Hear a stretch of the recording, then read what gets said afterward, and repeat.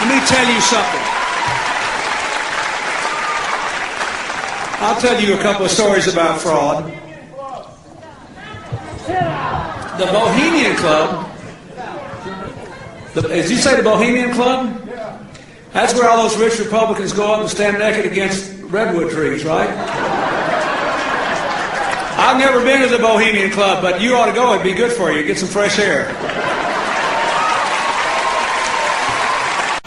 Hello, I'm Alex Jones, and I'm a radio and television host based in Austin, Texas.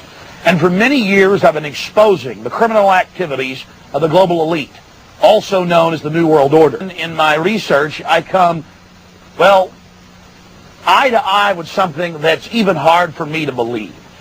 And that's that the elite, again, the so-called establishment kings, those that know best, the visions of the anointed ones, are obsessed with the occult, from presidents to governors to the heads of industry. You see, for over 120 plus years in Northern California, in Sonoma County, on a 2,700-acre secluded redwood grove, leaders from around the world, prime ministers, chancellors, presidents, governors, again, the heads of industry, banking, academia, the media, Hollywood, only a select few, a little over 2,000 people, travel there to engage in bizarre, ancient Canaanite, Luciferian, Babylon mystery religion ceremonies. And I successfully infiltrated through the Secret Service, through the guards, through the Sonoma County Sheriff's Department. We were inside 4 hours. That's only one day out of the 2 weeks that they meet there for the admitted Summer Fire Festival of the Bohemian Club. I hope that our hidden cameras can give you at least a small piece of what I witnessed.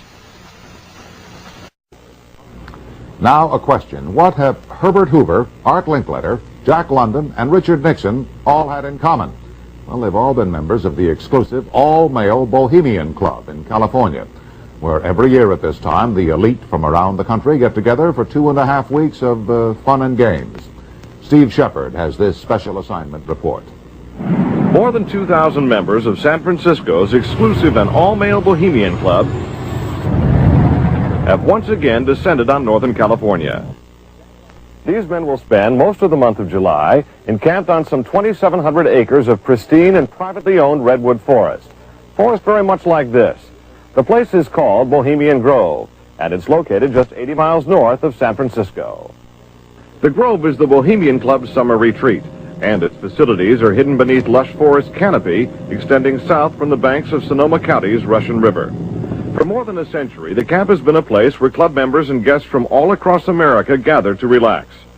The retreat is divided into dozens of small camps, the most prominent of which is called Mandalay. Among its members are businessmen like Leonard Firestone and Edgar Kaiser, and political figures like Gerald Ford, Henry Kissinger, William French Smith, and George Shultz. President Reagan, Vice President Bush, and Defense Secretary Weinberger are members of other camps.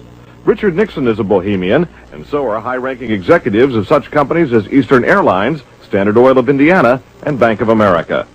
For the most part, the men of Bohemian Grove are over 50, highly successful, and, according to many employees, politically conservative. Well, each year, many of them seem to have a stunt, or try to come up with a stunt. Last year, in 1980, the popular button was Free the Fortune 500. Membership in the Grove is by invitation only, and is determined by such factors as social standing, occupation, and personal connections. Privacy is one of the Grove's most cherished virtues. Members may not photograph, record, speak, or write about activities at the retreat. While many public officials are Grove members, the press is a distinctly unwelcome guest. We're from ABC News. Well, get back there. Get back there. Can we talk to somebody in the... Get back there.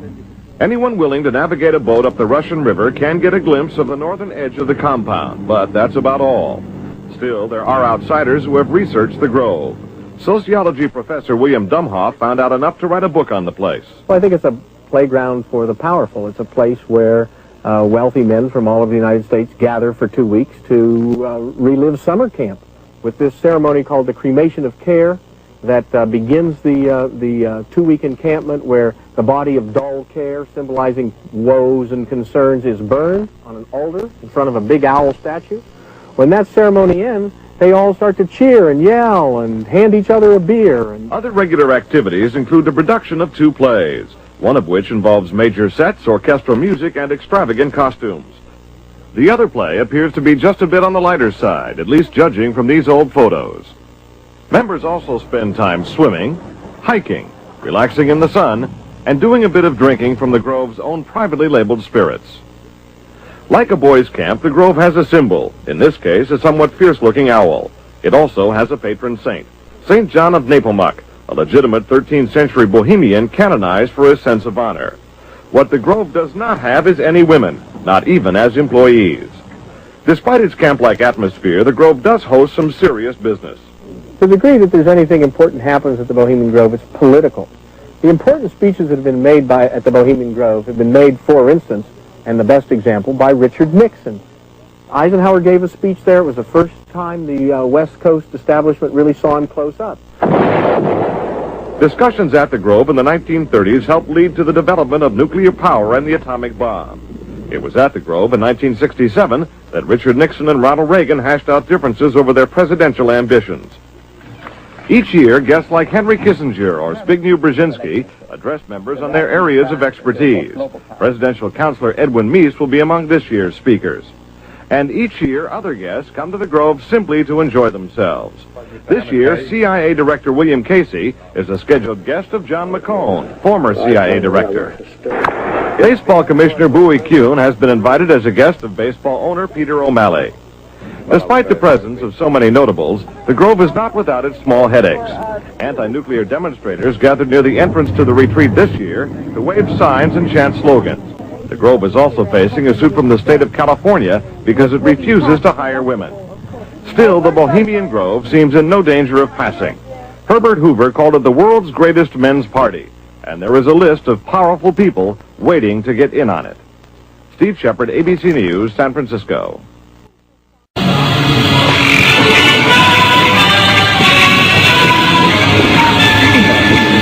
Time malevolence which would pursue us here has lost its power under these friendly trees.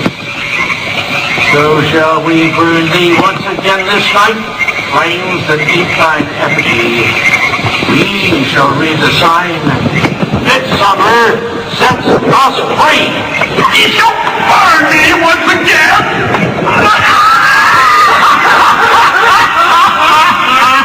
Now but these flames, which hither ye have brought from regions where I reign, ye fools and priests, I spit upon your fire.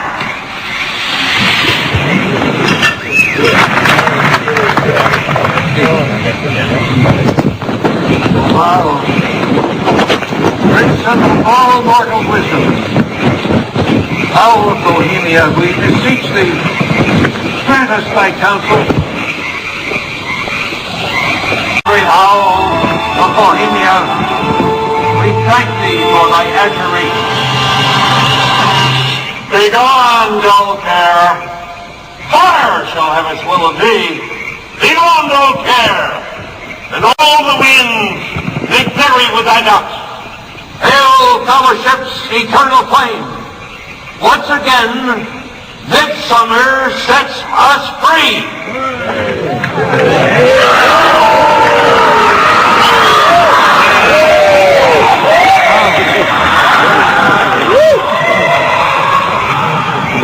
There you see the funeral pyre burning with the effigy of a human, or it could be real, ladies and gentlemen. There's been a lot of strange going-ons in that area of Northern California, but this is what the establishment is into right here in America. Republican, Democrat, you name it. They're all working on the same team. Ladies and gentlemen, it's called world government, the New World Order, dehumanization. It's not a joke. It's deadly serious. Unfortunately, they've been breeding societies to think everything's a joke. I'm here to tell you truth is stranger than fiction.